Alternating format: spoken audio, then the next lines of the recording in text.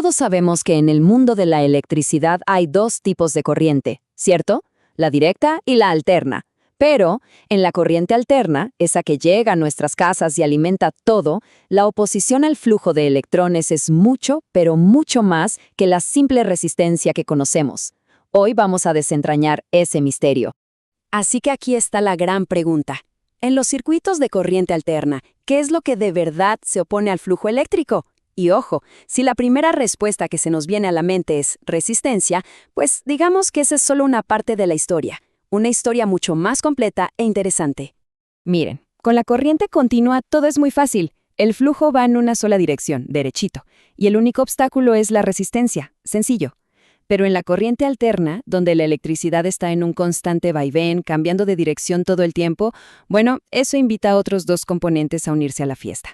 Bien, empecemos por conocer al primer protagonista clave en este juego de la corriente alterna, el capacitor. A ver, ¿qué es un capacitor? Imagínense una batería muy, muy pequeña que se puede cargar y descargar en un parpadeo. Es súper rápido. En esencia, está hecho de dos placas de metal que están muy cerca una de la otra, pero, y esto es lo importante, nunca se tocan. Entre ellas hay un material aislante. Y su funcionamiento es fascinante. Cuando le aplicamos voltaje, una de esas placas acumula carga positiva y la otra, como es de esperar, negativa. Esta separación de cargas crea un campo eléctrico entre las dos placas, y es justo ahí donde se almacena la energía. A esa habilidad de guardar carga para un cierto voltaje es a lo que llamamos capacitancia. Y aquí viene la magia del capacitor en corriente alterna. Se opone al flujo, sí, pero de una forma muy especial llamada reactancia capacitiva. El truco, todo depende de la frecuencia. Piénsenlo. Si la corriente cambia de dirección muy, muy rápido, o sea, a una frecuencia alta, al capacitor casi no le da tiempo de cargarse. Así que su oposición es bajísima. A más frecuencia, menos se opone. Claro que el capacitor no está solo en este baile. Tiene una contraparte, nuestro segundo gran protagonista, el inductor.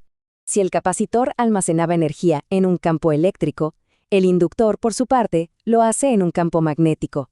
Y su construcción es de lo más simple que hay. Es literalmente un alambre enrollado en forma de bobina, como un resorte. El principio es simple pero muy poderoso. Cuando la corriente pasa por la bobina, crea un campo magnético.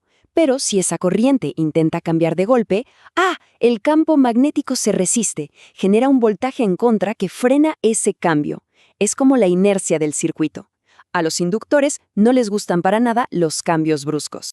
A esta oposición al cambio la llamamos reactancia inductiva. Y noten la gran diferencia con el capacitor. Mientras más rápido intenta cambiar la corriente, o sea a mayor frecuencia, más fuerte es la oposición del inductor. Es justo el comportamiento contrario. Son como el agua y el aceite. Muy bien, ya tenemos a los tres jugadores en el tablero, la resistencia, el capacitor y el inductor. Ahora sí, vamos a ver cómo se combinan todos en el evento principal. Y ese evento principal se llama impedancia. Representada con la letra Z, la impedancia es el concepto que lo une todo. No es solo resistencia, ni solo reactancia, no. Es la oposición total y combinada que la corriente se encuentra en su camino. Es la suma de todas estas fuerzas. Matemáticamente, la impedancia tiene dos partes.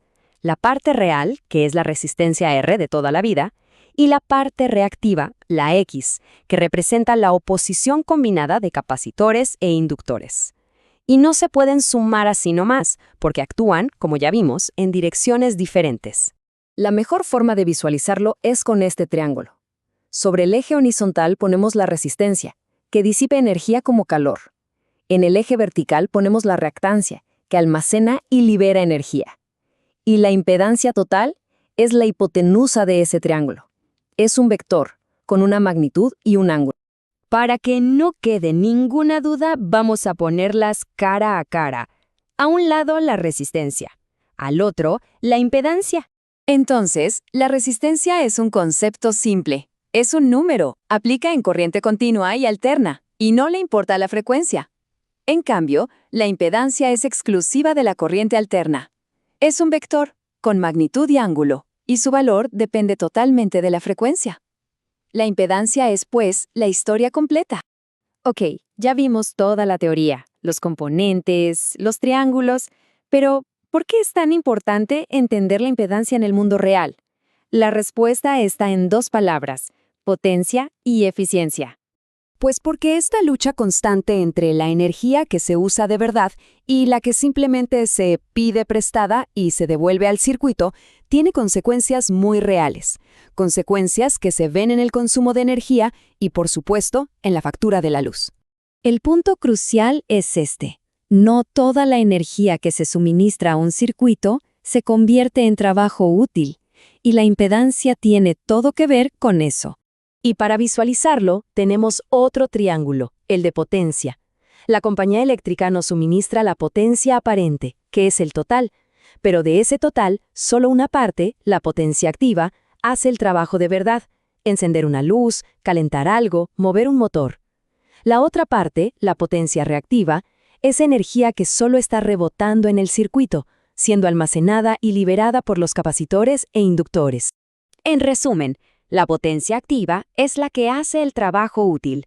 La potencia reactiva es esa energía que va y viene, necesaria para algunos equipos pero que no produce trabajo y exige más a la red. Y la potencia aparente es la suma de las dos, la carga total que la red eléctrica tiene que soportar para que todo funcione. Y aquí es donde todo se conecta. ¿Recuerdan ese ángulo del triángulo de impedancia? Pues es exactamente el mismo ángulo en el triángulo de potencia.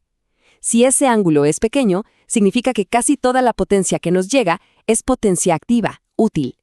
Eso es alta eficiencia. Si el ángulo es grande, hay mucha potencia reactiva rebotando, lo que es ineficiente y puede causar problemas. Así que, para terminar, la próxima vez que pensemos en la oposición a la electricidad, recordemos esto: en la corriente alterna no es solo una cuestión de cuánto, sino también de cómo. No es solo un número, es una dirección. Es una danza compleja entre la energía que se usa y la que se almacena, y entenderla es la clave para diseñar cualquier sistema eléctrico que sea verdaderamente eficiente.